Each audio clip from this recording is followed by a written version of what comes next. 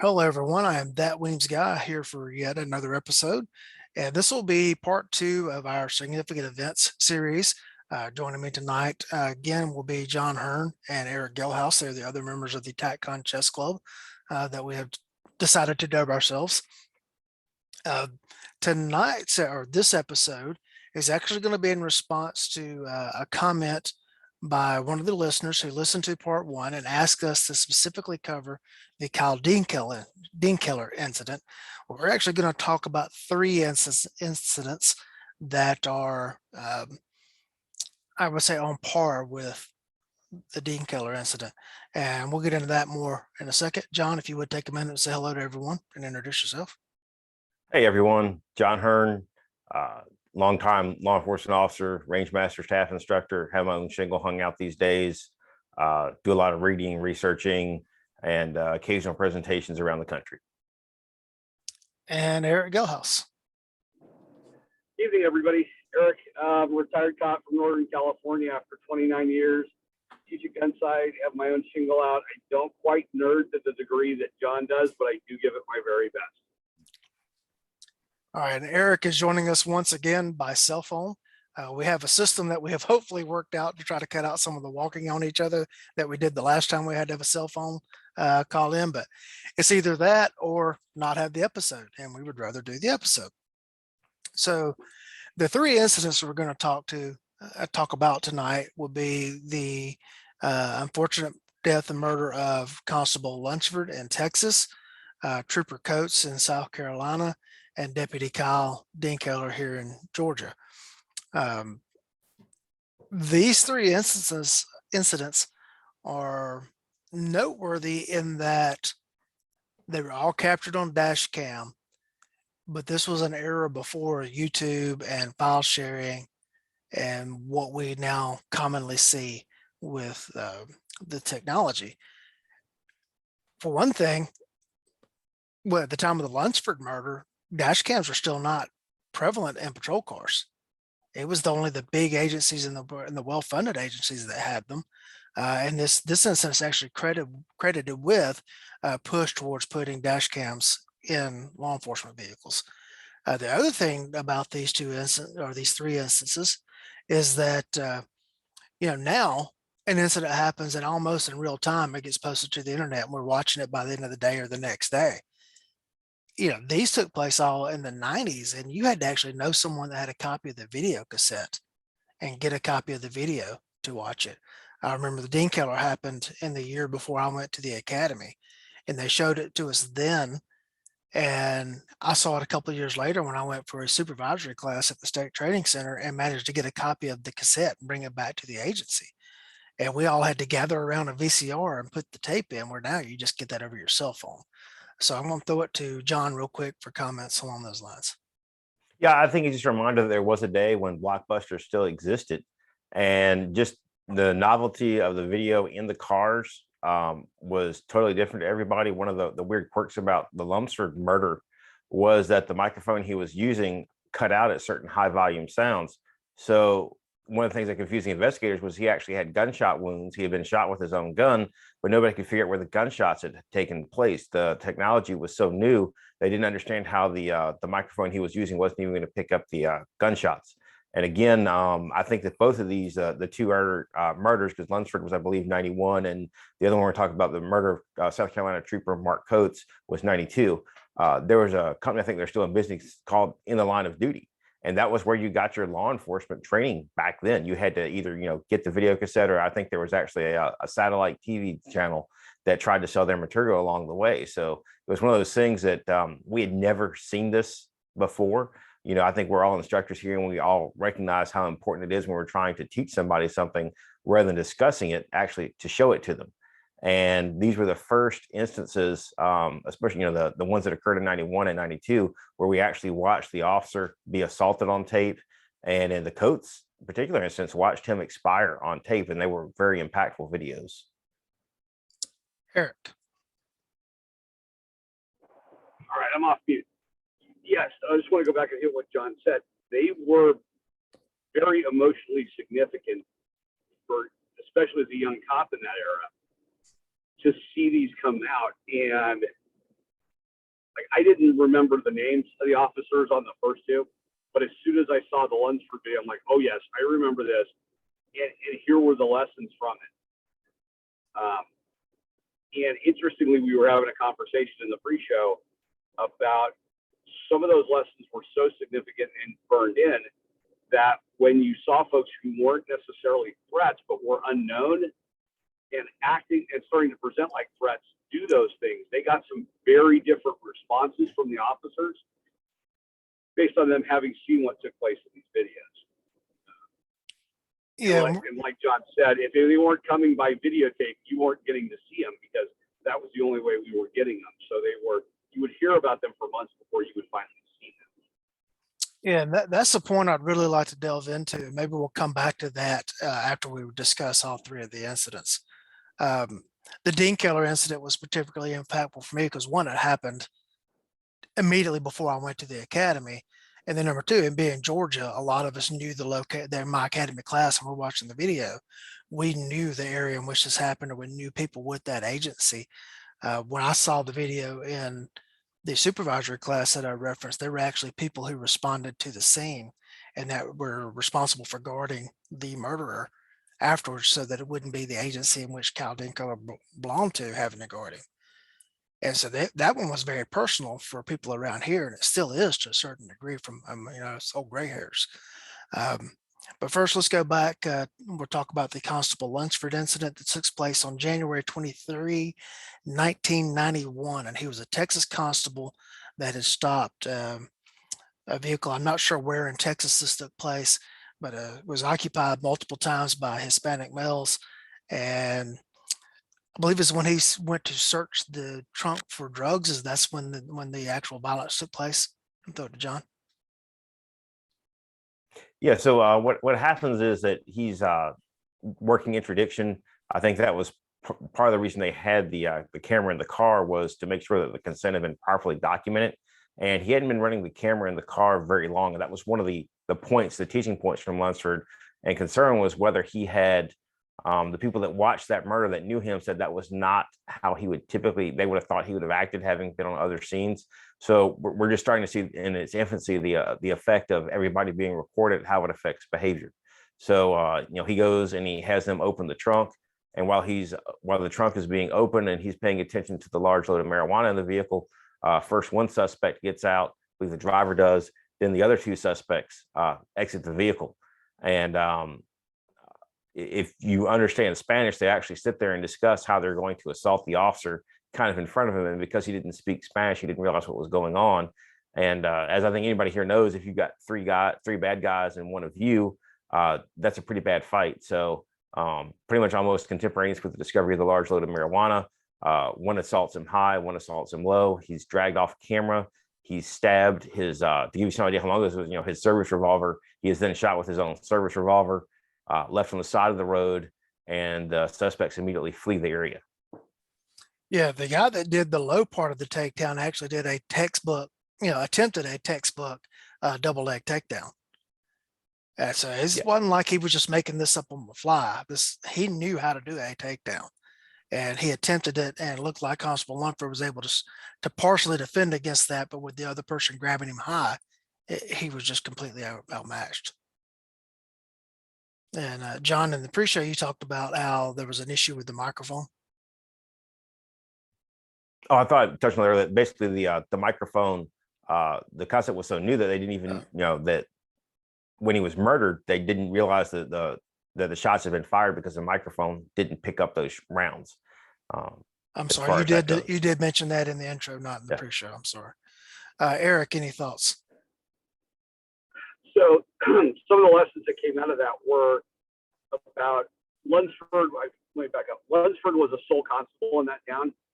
And I watched, when we talked about doing this episode, watched a couple of YouTube videos to try to find the video of the actual shooting. And they had interviewed his wife and other people in the town. And he had a significant issue against drugs, period, which is why he was working interdiction on a highway that flowed from the Texas-Mexico border up through the central part of the country going north.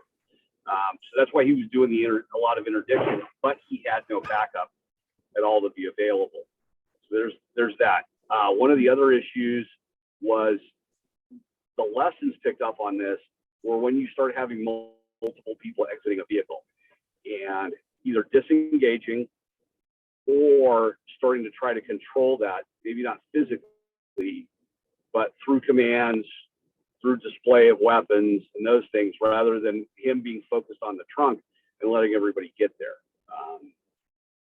There's some different tactics, techniques, and procedures that in hindsight, we all know could have been used looking at the video, but he may not have been in a position to even pick up on that if the fixation was on the load in the trunk and not having seen something like this happen before. Yeah, John, do you had a thought? Yeah, and if you go back, I watched the Line of Duty video a long time ago. The takeaways from this are even more numerous than that. The first clue was something was wrong was he actually tried to initiate the traffic stop in a well-lit parking lot. It was very clear that was his intent. That's where apparently he liked to do his work. And when you start talking about pre-assault indicators for our law enforcement folks out there, the subjects very intentionally ignored the warning lights and proceeded into a darker area, which would set their advantage to them. And again, it goes back to those behaviors and indicators, which to the average citizen may not seem like much, but if you're a law enforcement officer and you're familiar with these kind of tactics, that's the thing that really sets the spidey senses going. And just a minor correction, one of the great tragedies about the Lumsford murder was that there was on the video, a deputy drives by him making the initial part of that traffic stop. But apparently Lunsford had a reputation for not liking backup on scene, and he liked to work alone. So literally, it's late at night when this goes on. One of the cars that went by was a potential backup officer who would subsequently find him murdered just a few minutes afterwards, because he saw the vehicle that he'd been making the traffic stop on. It was kind of a clue when they suddenly went screaming past him and he went and checked on Lunsford. So a lot of takeaways there for the guys out there that are still carrying the badge and gun. Eric?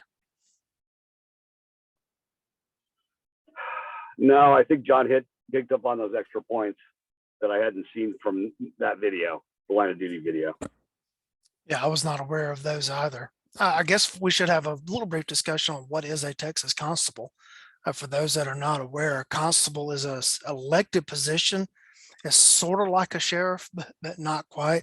In Texas, the counties are divided into, I believe they call them townships or districts, and each district gets a constable, and they do have full law enforcement powers. They can do things like serve civil papers and execute warrants and the like. So in the rural counties, they're like a separate law enforcement agency that's working by themselves. Hey, John, you mentioned that deputies going by. That could be the deputy from the sheriff's office, not necessarily a deputy constable. And so you've got interagency operability going on there at the same time. Any comments on that? All right, we'll move on to the Trooper Coates incident. This is a South Carolina trooper. This happened on November the 20th, 1992. To kind of paint a picture of the geography, you have Savannah, which is on the extreme east coast of Georgia, and I-95 that runs up the eastern seaboard, comes through Savannah, and it crosses over the river into South Carolina. And that is where this incident took place. Apparently the trooper was there working. Yeah, that's a common area to see the South Carolina troopers is directly coming across into Georgia right there. And he had made the stop, was speaking with the suspect on the side of the road, and went to initiate a pat down, at which point in time the suspect pulled a small, I think it was a 22, and shot, and the round, if I remember correctly, went through the Velcro strap that held the trooper's vest together, and it went in and nicked his aorta. And the trooper drew and fired multiple times with his revolver. I think he hit the suspect 5 times.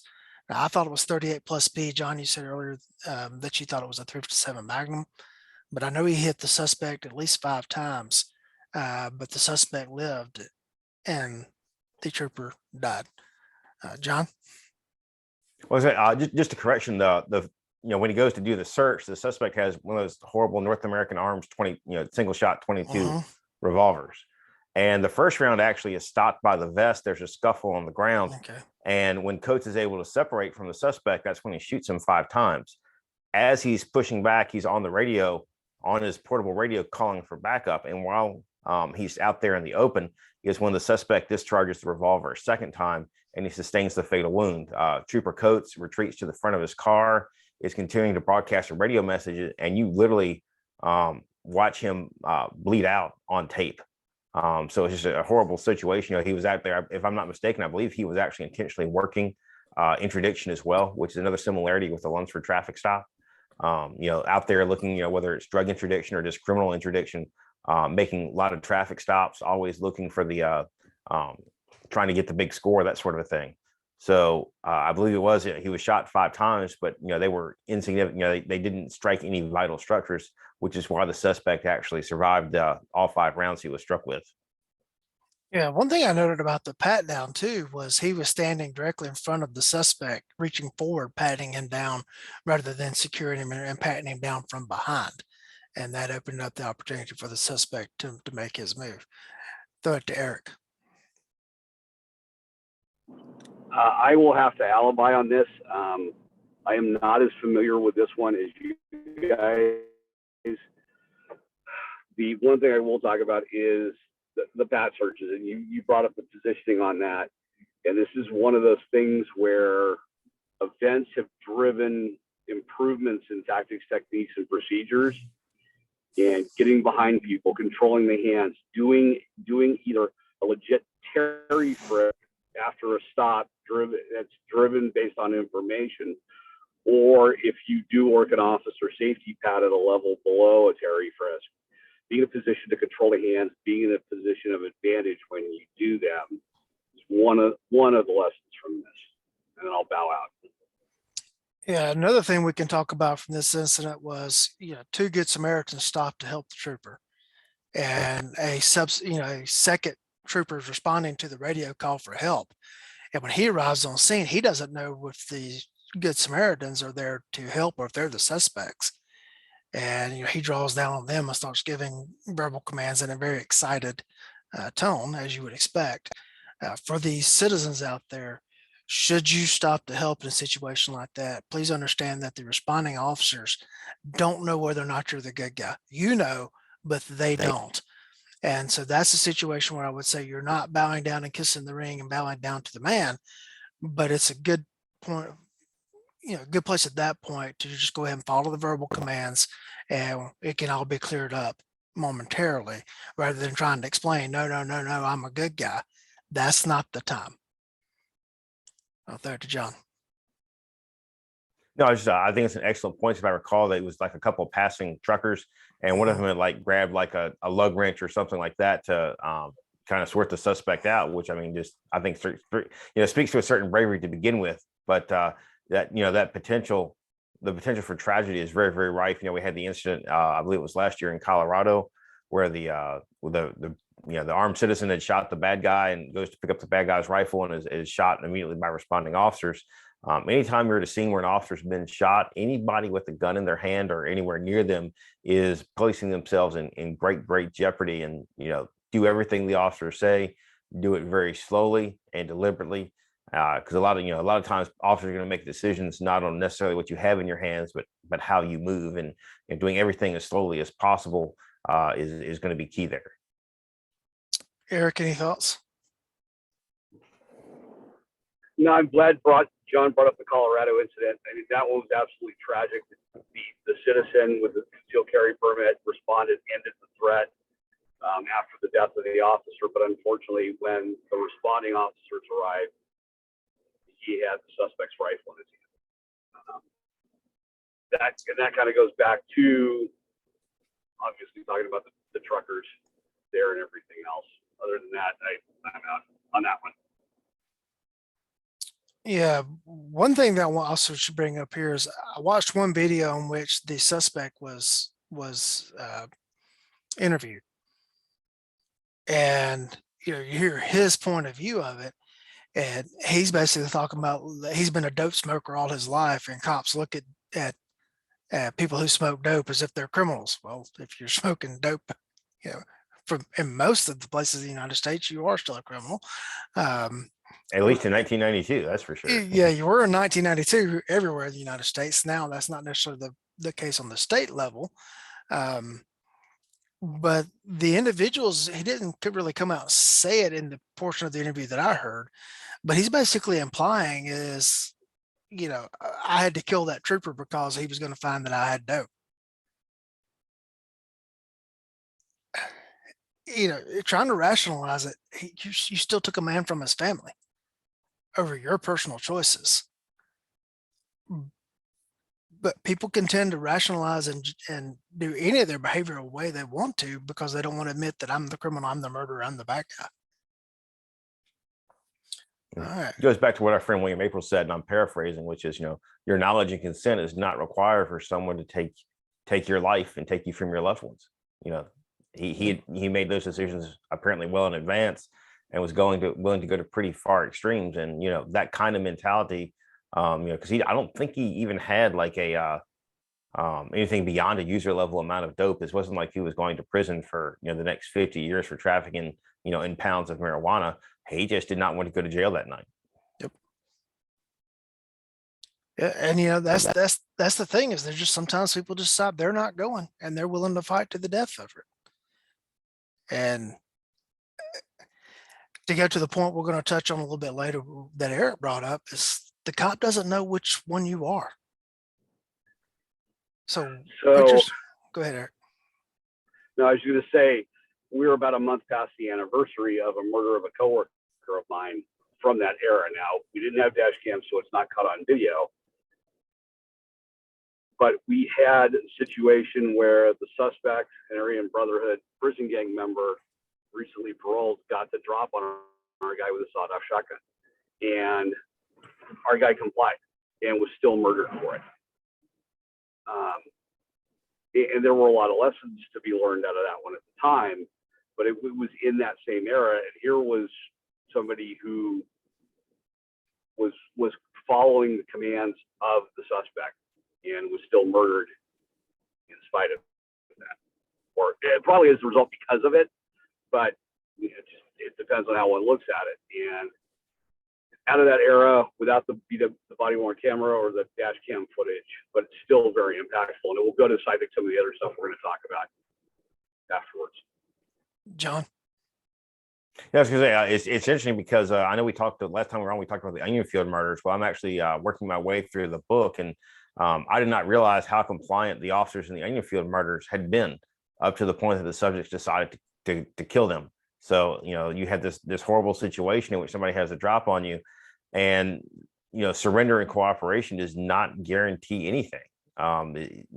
We went to ascribe our own morals and beliefs to the behaviors of others, but that's not always the case.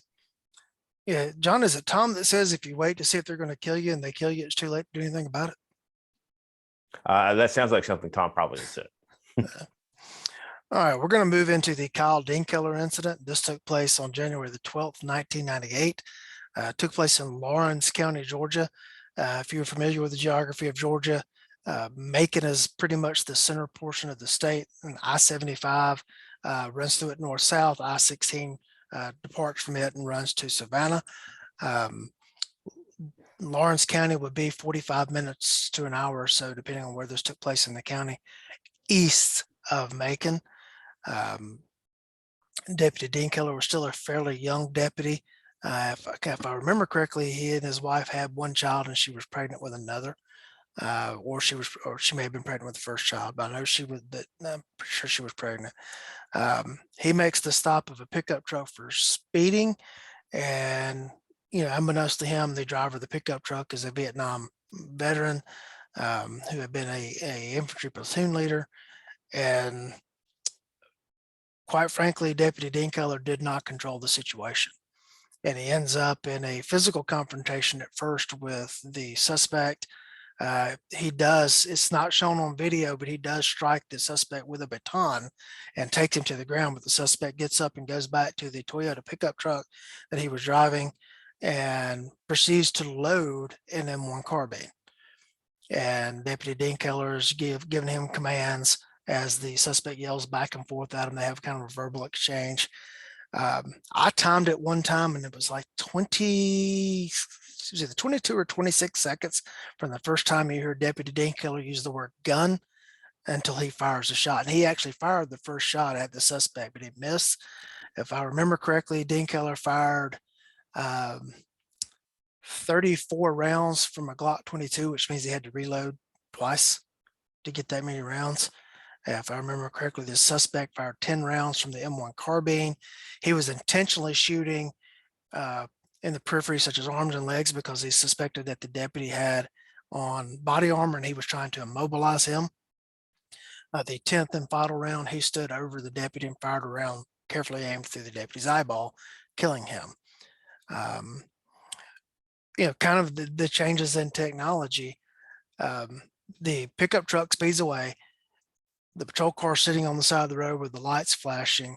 By the time other deputies respond and they set up the scene, the car has quit running and the light bar flashing runs the battery down. And they ended up having to jump start the car to get it cranked back up so they could get the video cassette out of the in-car camera system. And they actually went to a nearby house, knocked on the door and asked if they come in and watch the video on, the resident's VCR. And that's where they got the tag number and began doing the search for the suspect. What actually gave him away, if you go watch the video on YouTube, is you can see some movement in his pickup truck, and that's his dog. And when they were doing the search, the dog's movement's what gave him away when they were looking for him in the woods, and that's how they found him and captured him.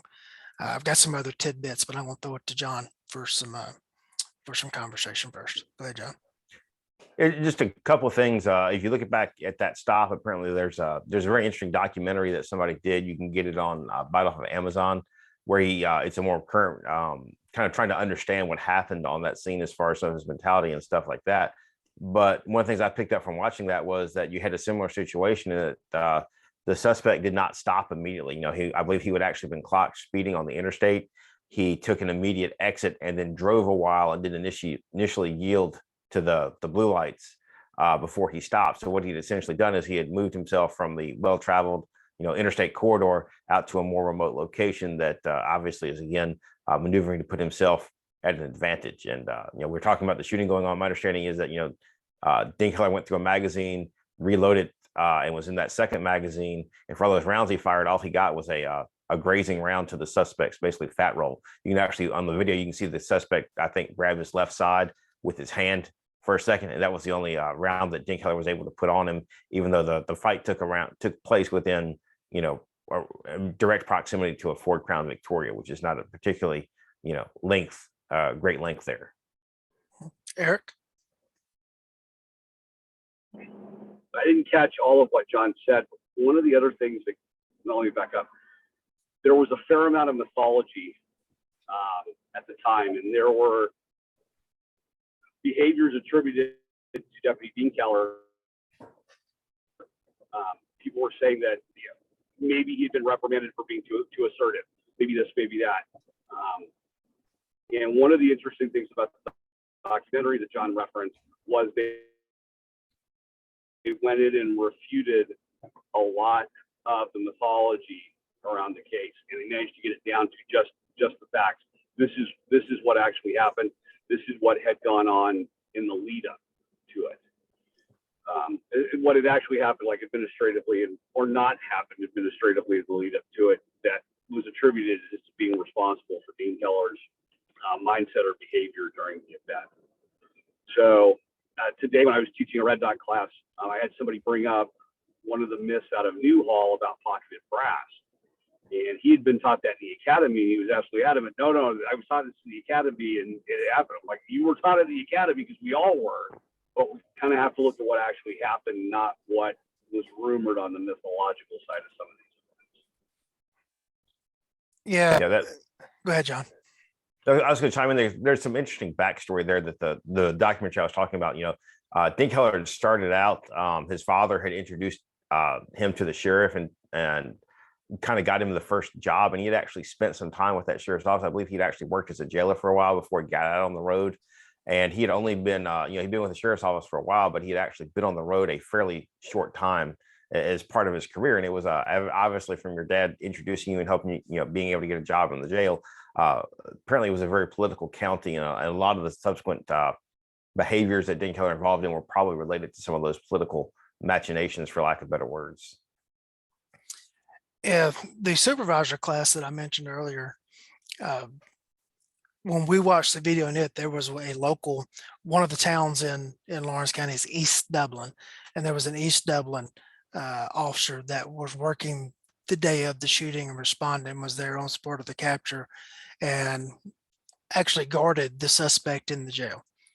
And from what he told us was he refuted some of the information that was out about the incident back then, such as Dinkler had just gotten in trouble for drawing his gun on somebody by the sheriff. He said he did not know that that was true or not. He'd heard it, but he'd never been able to verify it. He did say that the suspect, as he was laying in his cell, was taunting the officers. You should have heard him scream and things like that. He was saying that, trying to fire up the officers. Told that, just before he died or was executed years later, he gave an interview in which he basically asserted that he was in the right for killing Deputy Dinkler because Dinkler was a younger man who was telling him to keep his hands out of his pockets, and that disrespected him. Therefore, he was morally obligated and justified in killing him. Now, we might think that's preposterous, but a friend of mine who is, and not in law enforcement, whatever, has watched the video with some of his friends completely away from the law enforcement side of it. And they've watched the video and they said, oh, he disrespected him. Like it justified murdering the guy over disrespect. And I can't fathom that. Well, and to make it, Dinkler starts that traffic stop out. He doesn't start it out as, a hard ass. He starts it as a fairly cordial contact, pretty much like we'd all like our law enforcement to interact with us. And it goes downhill very, very quickly. Eric? What I was going to say was you got to go back to the stuff that Dr. April's talked about, or that the rest of us have seen in terms of how the criminal subculture views respect in opposition to in comparison to how kind of the rest of society views respect. There's a great difference in what is considered respectful and disrespectful behavior. I had not heard the disrespect part of this from the suspect before. However, it's not surprising. Now, that people would buy into it and think it was okay is kind of flabbergasting, but I can understand where, if the suspect perceived that, why he went down the road he did. Talked about the coworker of mine that was murdered in '95. When the suspects surrendered, two suspects surrendered, I transported the female to the local PD where she was interviewed, and I ended up down in the holding cells where both suspects were. And the male, who was 5 days out of Pelican Bay, as soon as we put him in the holding cell, went right back into the prison workout routine. He wasn't interested in communicating, having any conversation or anything else. He just went right back into programming the way he programmed in a security housing unit. So in a cell by himself with essentially nothing, working out, because he was going back to death row on San Quentin or another prison for the rest of his life. And he was just getting physically prepared for being back in that world. So while I hadn't heard it, it's not surprising that would be a justification given by that individual. And go back to what John said just a minute ago. It's, I can put myself in the deputy's shoes because I'm thinking, why is this a fight to the death? I wouldn't think that telling someone to keep their hands out of the pockets, who's already obviously acting the way this guy's acting on the traffic stop, is a challenge to a duel from which only one of us will walk away. But the deputy's knowledge and consent weren't relevant to that because the other guy decided it was going to be a fight to the death. And for private citizens, you don't know when you have that confrontation over a parking space or a table at a restaurant or whatever. You don't know, in your mind, is you're just arguing over a parking space, but to the other person, it may be that's the go signal for this fight to the death that you didn't know you were a part of. And so that's something to keep in mind as to what you're going to take a stand on when you interact with unknown people. And I'll throw that back to John for a comment. Well, no, I'm reminded of a mutual friend of ours that we'll just call him Jack. He talks about the my bad 20. He says, he just keeps a 20 in his pocket. So like when he's in a bar or something like that, and this is a very, very large dude. I mean, who's commonly referred to as like a giant, literally. He said, a lot of times you're just better off spending $20. Hey, I'm sorry, I spilled your drink. Let me buy you around or something like that. That you just never know, especially in certain environments, what is going to be regarded as disrespectful. And as you said, worthy of fighting to the death over, whether it's a parking spot or just, you bump into somebody, the light turns green, traffic starts to move and the guy in front of you jams on his brake and you tap the back of the car. If that's a person from a certain cultural background, that car that has rims on it worth more than the vehicle itself, that may be all the material possession they have to show for the culture of gangs that they've been involved in, all the drugs they've sold, all the friends they've lost in that process. So again, you don't have to, it doesn't have to make sense. Asking why, as Tom would tell us, doesn't do you any good. The critical matter is that we've reached this point and you've got to decide, there's going to be violence involved. It's going to be a matter of who starts it first and who's ultimately victorious. Eric, any comment? No, I think for the event itself, it sums it up. I'll reserve comment for when we talk about some of the aftermaths. Yeah, and as kind of an epilogue to the whole Dinkler thing, I was at an FBI instructor class in Madison, Alabama, and I had gone to the Smash Burger to eat dinner, and I was good. I had not gotten a milkshake or anything like that. I just had my burger and everything, and I'm sitting there at the table and scrolling on my phone as I'm eating my dinner, and I see deputies from back home and news agencies starting to post that the suspect in that case had indeed been executed. And I got up and walked back up to the counter and ordered the largest Butterfinger milkshake they had that you can get from Smash Burger, and went and sat back and ate that milkshake, or had that milkshake, enjoyed it while I read through all the articles I could find on this individual being executed. I think if a news agency had posted it, I read it. I'm not trying to relish in his death, but it was that personal for me, having seen it in the academy the way I did, it being that, pivotal in mindset for me. It's like, okay, this is finally done. I think the guy's name, well, I won't say his name because I don't want to give him any publicity. So to kind of tie these three together, we already talked about this was the video age, the start of the video age. Now the technology is almost to the point where you can watch body cameras real time. Matter of fact, there are some systems out there now where a supervisor can watch any active body camera and watch a stop in progress. I recently watched a takedown in Philadelphia, or was in a room where it was being monitored live and from Philadelphia, but it was being monitored in Georgia. And that's just a completely different world that we're getting into. So John, do you have any thoughts about technology before we move on? I was just going to go back and let's touch on Dinkler just one more point. I mentioned the documentary that somebody did. I believe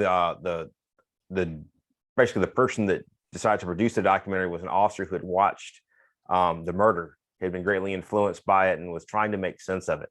And it's a fascinating story with how some people just want to avoid telling the truth and just try to avoid some ugly truths. The story put forth by the guy that did the video, and it makes a lot of sense when you see the various interviews, is that this was very political. You have to remember Dinkler had been, his only employer had been the sheriff's office. And apparently shortly before this incident had occurred, Dinkler and some EMS units, fire units, had been responding to a motor vehicle crash, and a vehicle would not get out of the way, would not yield to the red and blue lights of all the emergency vehicles. So when they finally get on scene, Dinkler ends up rather sharply rebuffing the person who would not get out of the way of all the emergency vehicles. I don't even think he wrote him a ticket. I think he just basically said some really, really mean words to him. Well, it turns out that the person that he said really, really mean words to was a very influential supporter of the sheriff. And Dinkler was given a choice. He said, you can either write a letter of apology to my campaign supporter or you're going to be fired. So It's fascinating watching everybody try to dodge the question as to whether this letter had to be written or not. Some of one of the parties that would have been most interested in the letter having not been written is like, oh, I don't remember anything at all. But then you actually have a GBI agent going, yeah, he had to write the letter on my computer and I had to help him edit it. So when you have a GBI agent going, yeah, he wrote it on my computer and I had to help him edit it, I think it gives a lot of credence.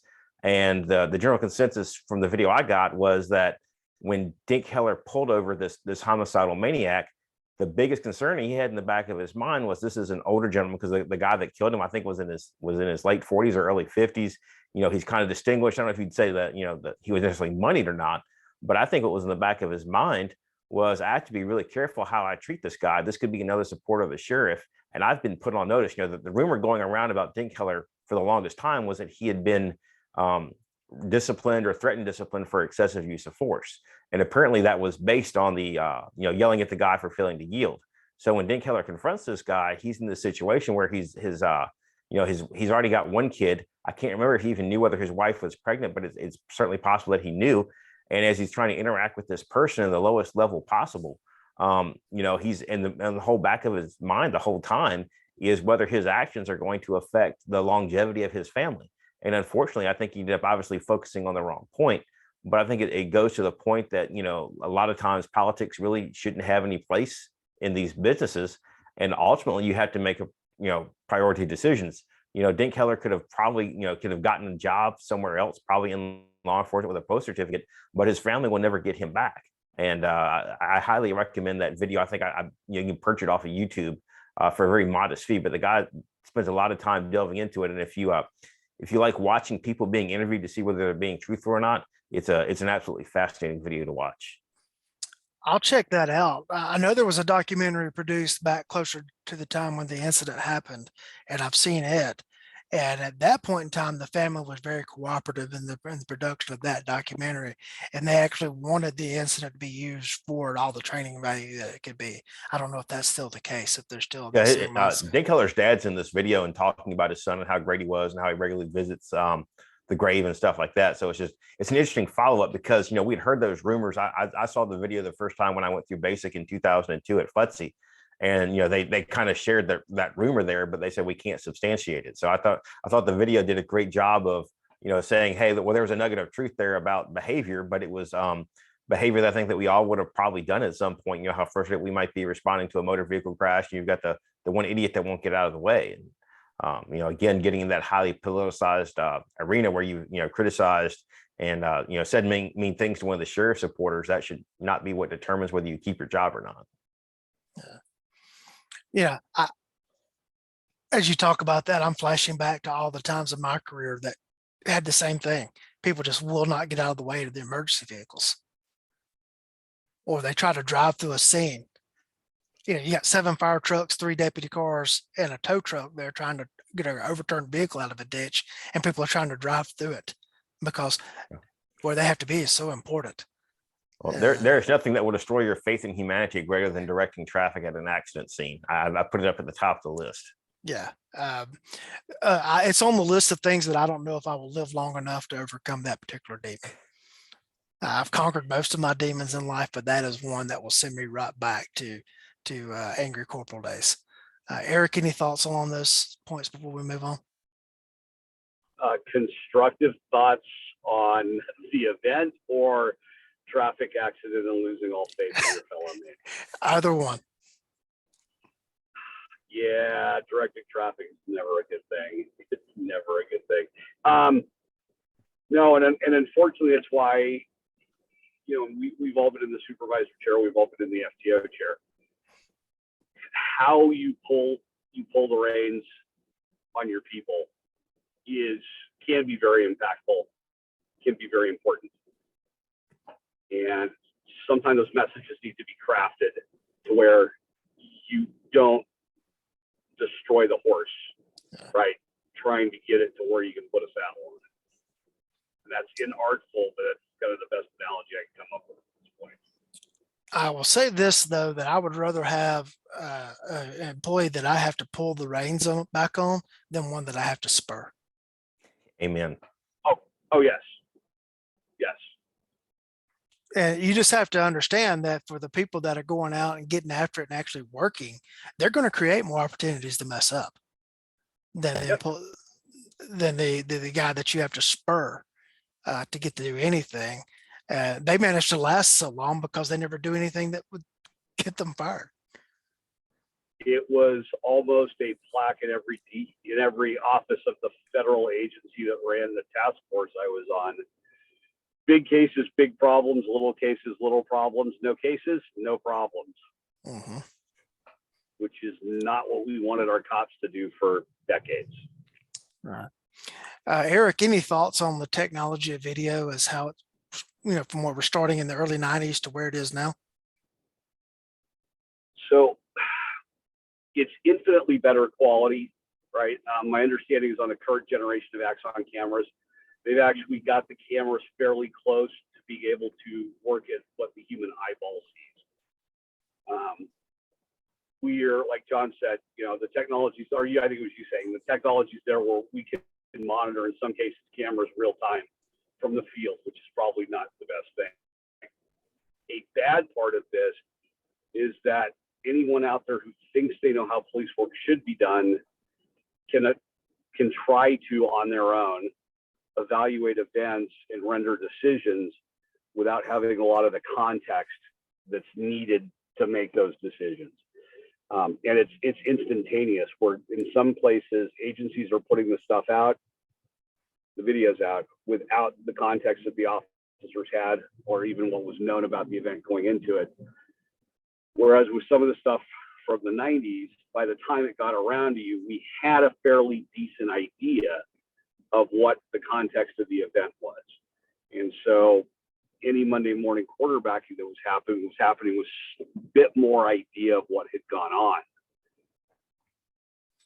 But unfortunately, with the spread of the videos these days, the speed at which they get spread, a lot of that's lost. Because there were so few of those videos back then, I think they were really impactful. Add to that, we had a lot of the original members of the officer survival movement, the officer safety movement that started in the 70s, were still in law enforcement. They were sergeants, they were lieutenants, they were captains. We even had a few chiefs that had made it that far. So those videos, combined with their experiences, had, I think, a much deeper impact on the officers and how they handled events going forward than maybe the videos today. Yeah. I just trying. One thing I think has changed, I don't know if it's necessarily for the better, is at least in the videos I tend to see released, is that the last moments tend to be cut out from the video. So I think part of what makes Coates so impactful is that you watch the life drain from him. One of the videos we haven't mentioned that was almost contemporaneous with this was there was a Texas DPS trooper by the name of Vetter who was murdered by a guy over a seatbelt ticket. And that video is absolutely disturbing because you sit there and you can hear the trooper's agonal breathing as he takes his last gasps. So, I think part of the reason is that the videos aren't as impactful as we're seeing a lot more of them, but we're also, we're shying away from the ultimate reality that the video is trying to show us, which is the penultimate consequence of these bad decisions that resulted in an officer's death. Yeah, let's touch on that Vetter video for a minute. Older gentleman, and it's basically you kind of get to the same motivation as the Dean Killer video. He just wasn't going to be told what to do by the officer, and he didn't he step out with a rifle as well. He stepped out with a rifle with a 30-30 and just incredible hip shot hit the officer, I think, in the head. So the officer maybe only got off one shot and missed completely. But the guy was kind of a crazy whack job. And he had told the local cops that he would kill them if they ever stopped him for a seatbelt violation. And I don't even think that's what Vetter stopped him for. The guy just made the assumption, I've told these cops I'm going to kill them if they stop me for my seatbelt violation. And today is the day. It's a bizarre set of motivations going on there. And if I remember correctly, he actually walked back to the trooper's car, got on the radio and called for help for the trooper and said, I just shot the highway patrolman. He needs help. And I'm paraphrasing. And then walked back and sat down in his car waiting for the response to get there. And then the response that gets there is I don't have the words. They're on the radio with each other trying to coordinate stopping traffic on the other side of the scene and everything. And they've got this guy's they're bleeding to death. And they're not going in, and the suspect has given up.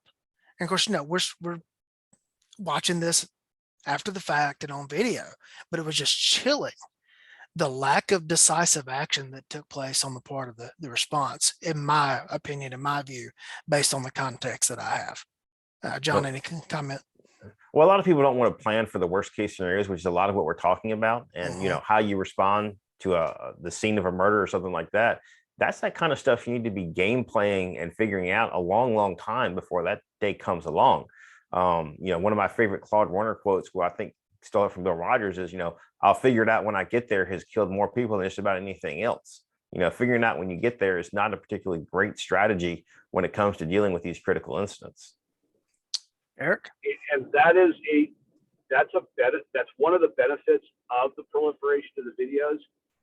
Probably 2 days a week as a sergeant, I was just grabbing videos that had happened, playing them in briefing once we got done with the immediate stuff of the day. All right, how would you handle this? Here's what you know based on this is what's come out with the information. Here's the video, and we would take that stuff in chunks and walk it through. If you're an agency that's busy, that's active, that has a lot of events going on, you can get the stuff by some level of osmosis, even just listening to it on the radio. But if you don't have those things, then you can try to plan for them and not rely on hope and not we're going to make it up when we get there or figure it out when we get there. But you can start to lay some of the pathways or things, at least the thought processes, based on videos and talking through those events. So if there's been a benefit to the proliferation, that's it, is be able to work it for training purposes going forward. Well, yeah, I'm teaching use of force at the basic academy now. And we literally, half the class is the legal foundations for the use of force. And then almost half the class is there's such a rich vein of material out there that you can mine. You can literally show the officers real life incidents and have them make use of force decisions and analyze them from the terms of the gram factors and the other considerations directly from the video, from what's a fairly good representation of what the officer was mostly seeing at the time. I'd like to finish up this discussion with the point that Eric brought up earlier. And that's, it seems like we are in kind of a trap. We show these videos to the officers as a training standpoint is, look, this is how things can go horribly wrong. And the officers start to recognize those signs. But what happens when we see those same signs? When we deal with a citizen who's not a bad guy. So Eric, we'll start with you on that. So just as an example, we'll go to the Lunsford event. So now you're dealing with a vehicle, and all of a sudden, drivers out, passengers out, backseat passengers coming out. If you see Lunsford, you're recognizing that as, especially if it's three males, hey, this is about to go really bad. The folks doing that, whether they're cognizant of what they're doing conscious of what they're doing at that point in time or not, they're already spitting it up for you. They're giving you the answer to a problem, and the question is whether the problem's actually there. But if we handle that in a way that we should have handled it if they're all bad guys, the unknowns or decent normal human beings aren't necessarily going to understand why they're getting treated that way.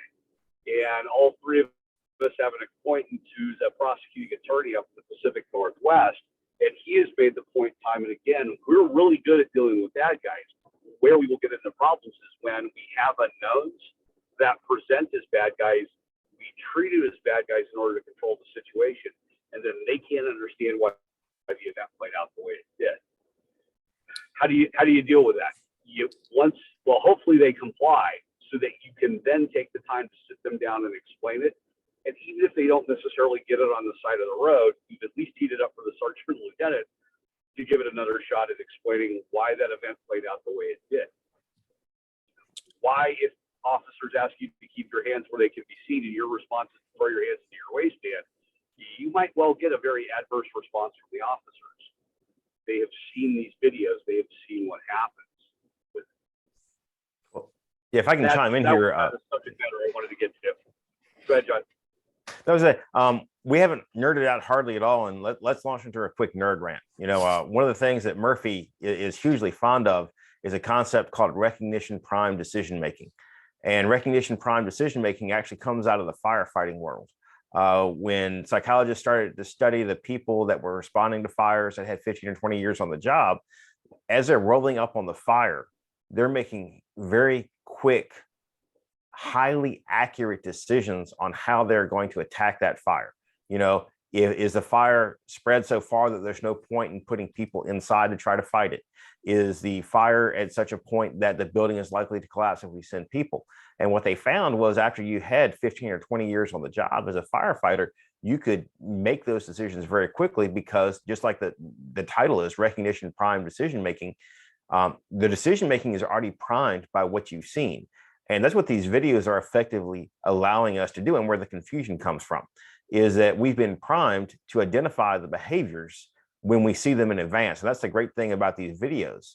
The problem is that when a normal, decent person, for lack of better words, manifests the exact same behaviors as someone bent on a felonious assault or murder attempt, that's not going to work. That's not going to work out well until the situation can get stabilized. And just because you as the average person doesn't necessarily think that what you're doing is a signal of lethal intent, to a well-trained officer, somebody that's actually paying attention, it can be huge. And the example I'll use, one of my favorite, more interesting discussions is, how do I handle being stopped by the police? And I've had people say, hey, well, when you see the officer spin around behind you and you think you're going to get stopped, go on and get your registration out of the glove box, and go on and get your insurance papers out, and go on and have your ID out.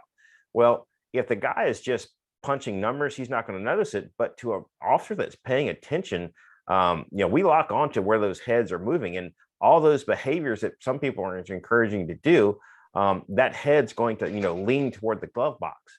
And to the well-trained officer, that looks like either you are secreting drugs somewhere under the car seat or you're accessing a weapon. Neither one of those is particularly good for us. And I think it's a great example of, that recognition prime decision making working in the real world. And I hate to say, sometimes you just have to trust the police because of the inherent conflicts there, but the police are allowed to make decisions and act based on information known only to them at the time. It's a professional field. We have best practices that have developed over years and years of, I would say, practice, but unfortunately a lot of deaths and mistakes being made over and over again. So we have some idea what bad people look like and how bad people act. And occasionally, it goes back to the whole concept of, if it walks like a duck, talks like a duck, quacks like a duck, we're going to assume it's a duck until proven otherwise. I think that's a lot of what Eric's getting toward. Yeah, you take the whole situation of, you stop the car and people all of a sudden start getting out of it. Well, if you look at it always from, say, well, I've watched the Lunchage video, so people jumping out of a car obviously bent on killing me.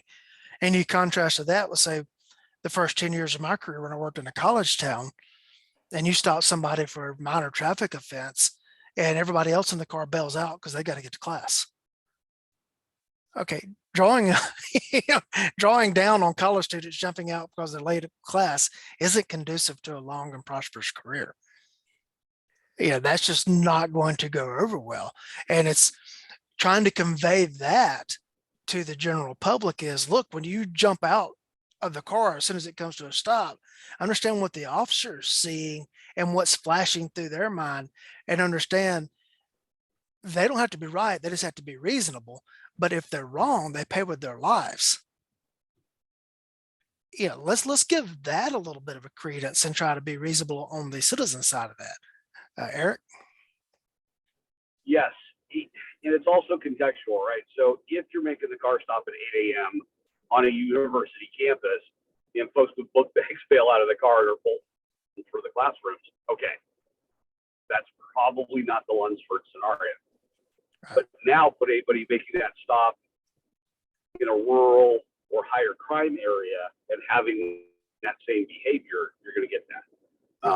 John talked about the reaching for things. There's an FBI study I've been racking my brain over the last couple of minutes trying to remember the author on it. It starts with a P, and that's all I can recall. But he looked at a bunch of Maryland officers, and how many of them had had the opportunity to use deadly force in their minds in situations that would have been justified, contrasted with how many of them actually had used deadly force.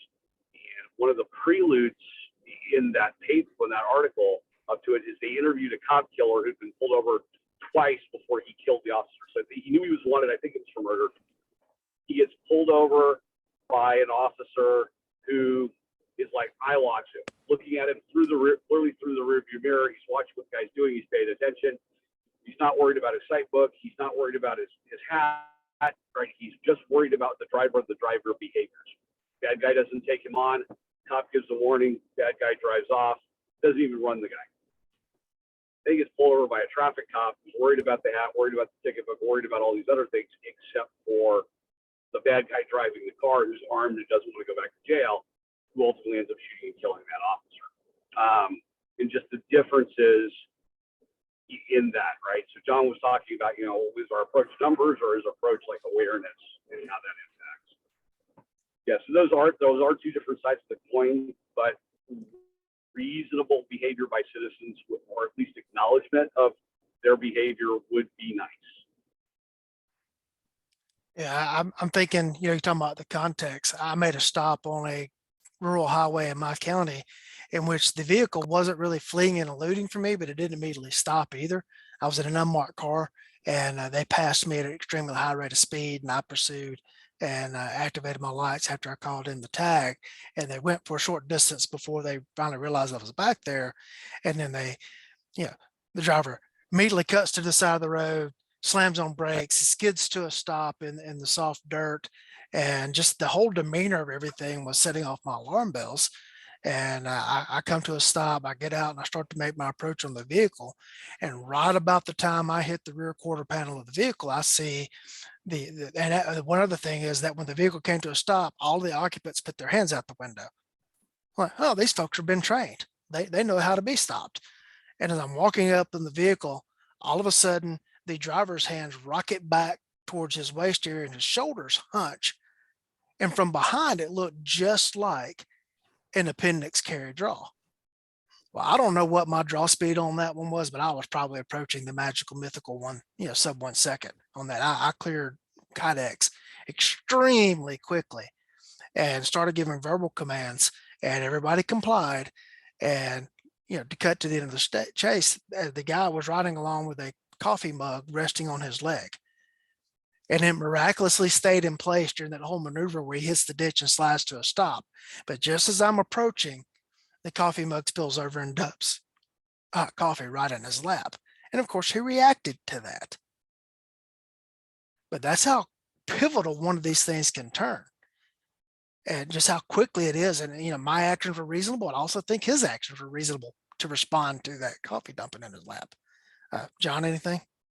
Number one, a lot of times it's, one indicator may not be huge, but when you combine it with not stopping immediately and getting out of the car and reaching around, those are the things that can really get people excited. I was going to chime in. Eric had mentioned the FBI study. I think he's talking about Pinizzotto. He's been a long-term PhD with him. He did In the Line of Fire and a bunch of the other big studies. I think that Eric was talking about as far as officers being in situations to legally use deadly force, but had not actually had done so. So that's a lot about that. Study, John. And that is Pinizzotto is the name. Eric, any final thoughts on what we've been discussing right now? The only other one we want to hit is, and John brought this up in the pre-show, is there's another Texas video. And it involves I think we said it was a Texas DPS trooper who had seen the Lunsford video and had made a decision that he was not going to be on the receiving end of that. And John, you're more, I recall it, but I can't recall the specifics. Do you want to touch on that one? Well, it was interesting because it does show the value of this. The trooper was Andy Lopez, and very, very similar situation. He makes a stop on a car late at night, has a load of dope in the car, and there's 3 individuals who end up out of the vehicle. And as he's opening the trunk and sees the dope in there, one of the suspects actually shoots at him, and he immediately moves rapidly off screen to the left, fires one-handed with his 220, engages the suspect, and then retreats to his vehicle, where he eventually, the suspect returns and engages him back a second time, at which point he puts him down.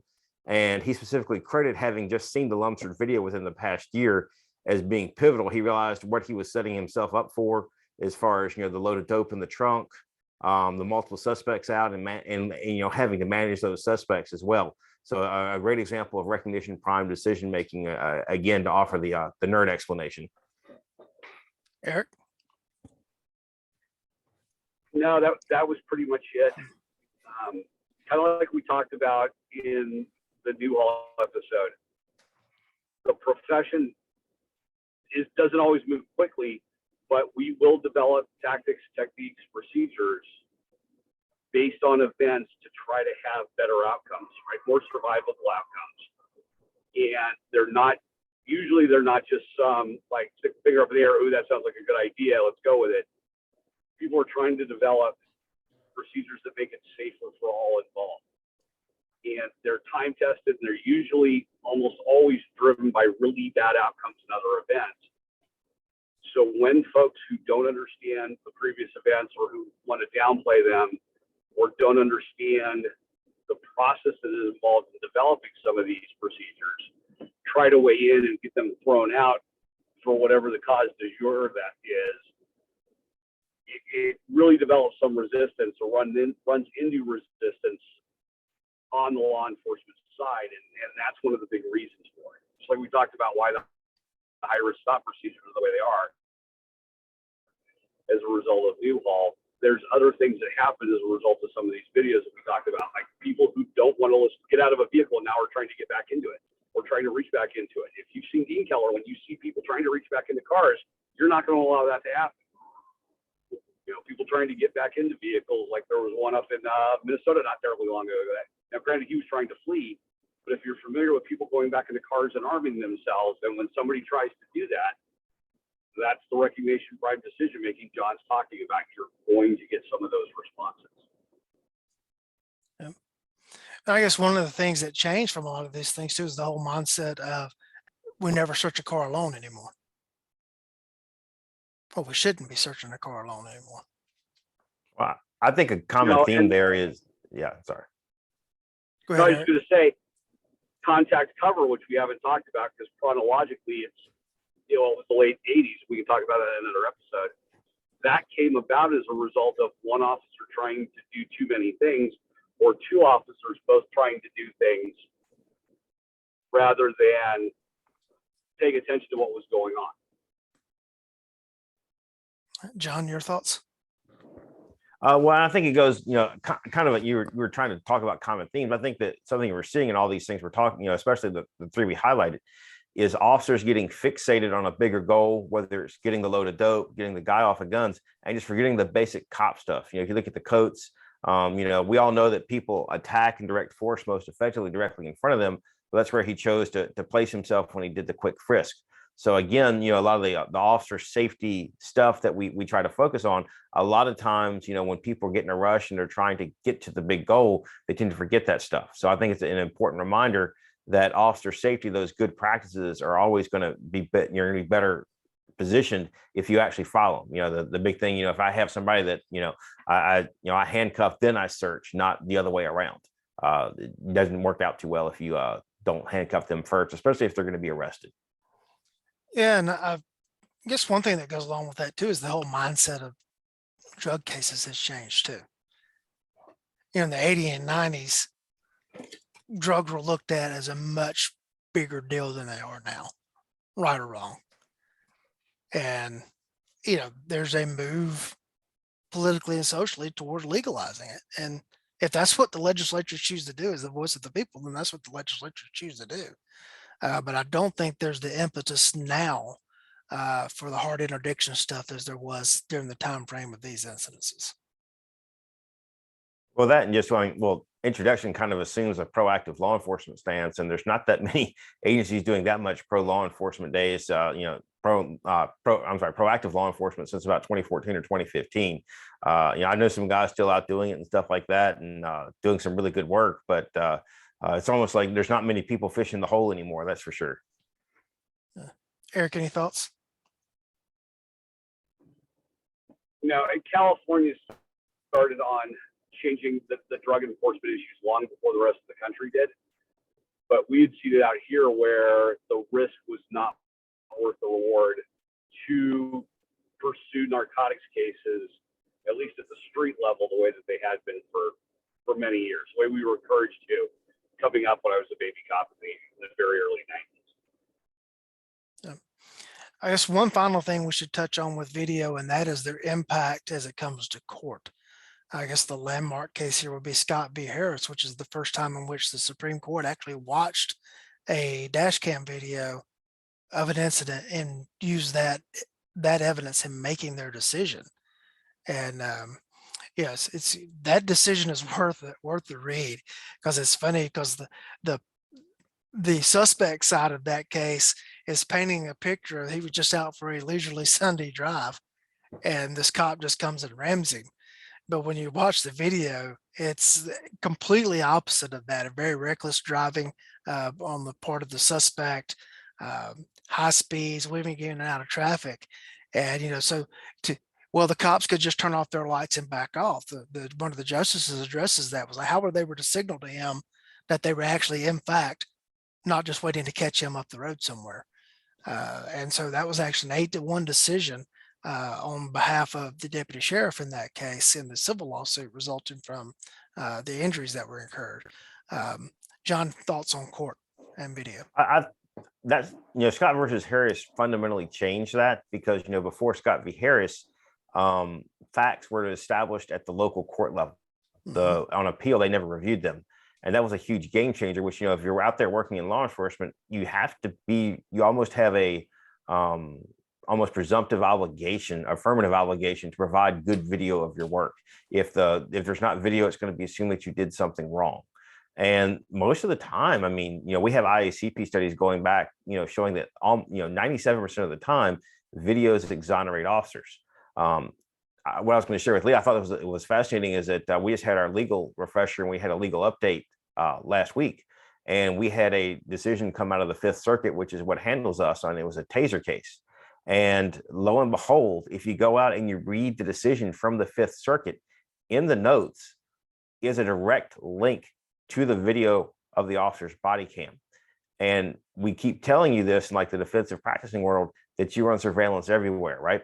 Not only does the decision have a copy of the officer's body cam, it also has a copy of their surveillance video from the car lot that was overseeing the traffic stop as well.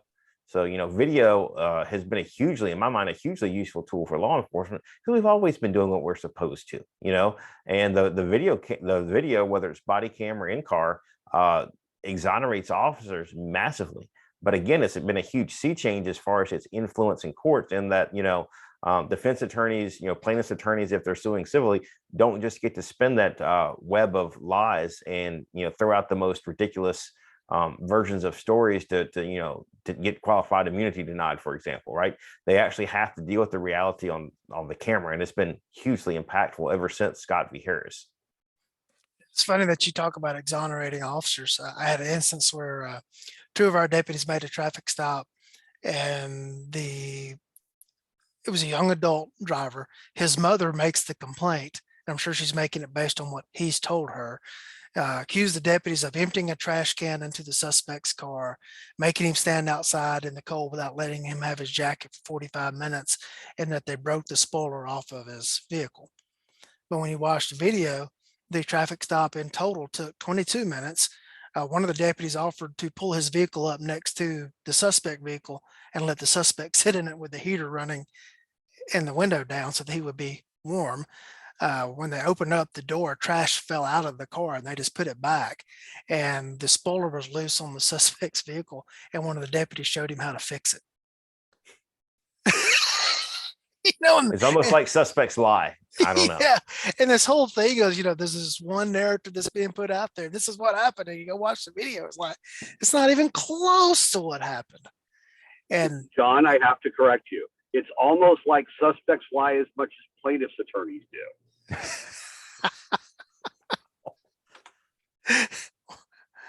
well, there you go. Eric, you have the floor. Boy, where to start? No, I think the video as a whole has been a benefit for us. I want to go back to Scott versus Harris for a second. As good as that case is, if you have an interest in the case and how we as a profession need to consider things going forward, go look at the Harvard Law Review study on that case. So, Supreme Court case decided based on not only the merits of the officer's testimony, but the dash cam footage during the pursuit and what drove the decision to use deadly force. Harvard Law Review gets this and goes out and does some amazing demographic research. They ended up with like 1,450, give or take, people in this study. They get some phenomenal demographics that not just like race, age, and gender. It's urban, rural, socioeconomic, political affiliations, some very, very in-depth demographic work on this. And then they asked them whether or not this was an acceptable use of deadly force by the police. Even though even with the Supreme Court ruling on it. Now, the folks didn't know that when they were watching the video. Good news is, percentage-wise, majority of everybody agreed that it was a reasonable use of deadly force by the cops. But the numbers went from very low 50% to 75%. And what found out very quickly when you go through that study, that article, is it's not what people see, it's who sees it as to how that event's going to be perceived. Because there are various groups in this country who have different perceptions about what the cops do and why. And without going into those demographics, if you want to consider how to try to explain things to folks, that's one study and article well worth reading. That Harvard Law Review thing on article on Scott versus Harris. All righty, John, what you got coming up? I'm not sure when it's going to air. I'm going to be in Ohio at the April 30th and May 1st, speaking up there and teaching a shooting class. I'm going to be at Andy Stanford Speed Shooting Summit in June. Should be at the Royal Range in August, and September is still kind of wide open, doing some stuff obviously with Tom. October, we've got the Rangemaster Instructors Reunion, as well as his 5-day class coming up there, and out at Bill's in November at Mead Hall. So I actually remember my schedule for once. Eric? Nothing going on till the end of May. It's going to be a low light class in the San Francisco Bay Area. Same with some classes in June. Again, just local Bay Area classes. July, I'll be at Gunsight. August, I'll be at Gunsight. September, I'll be in Dallas for the Shotgun Summit. I think they're calling it Thor's Hammer or Thunderstick. Then from the end of September through most of October, I'm at Gunsight. And I'm free for classes in the last half of October, November, and December. And I'm more than willing to travel. All right. This will actually air on April 25th. So this coming weekend, I am in Virginia, Friday, Saturday, and Sunday in the Richmond area. Friday is a close range carbine class, Saturday is trigger management, and Sunday is shotgun. There's still time for you to sign up for that. The first weekend in June, I am in Terre Haute, Indiana, and those classes are much needed for people to sign up for. This is a makeup class for one that got blizzarded out in February. Saturday will be trigger management. Sunday will be my pistol craft class. The last weekend in June, I will be in Kalamazoo, Michigan, again for trigger management on Saturday, pistol craft on Sunday, and then I think it's September, I am at the Royal Range in Nashville. And then, like as John mentioned, the Rangemaster Reunion in October. And hopefully I will be able to get some local stuff scheduled at some point, because everything I've got on the road right now is travel. For all of you that are choosing to spend your time listening to us, the numbers are continuing to grow. The John Dobb episode has already hit 750 something. So that's pretty remarkable in just 2 weeks, 3 weeks. The episode with Tim Reedy and Rick Remington's already hit 500. the episode this past week with Brian Hill was right at 400 earlier today. So I used to get excited when an episode would hit 200 in the first week, and now they're usually hitting 200 on the first day. And thank you to the audience. Again, as we always tell you, please only share the links with your smart friends. And thank you for choosing to spend your time with us.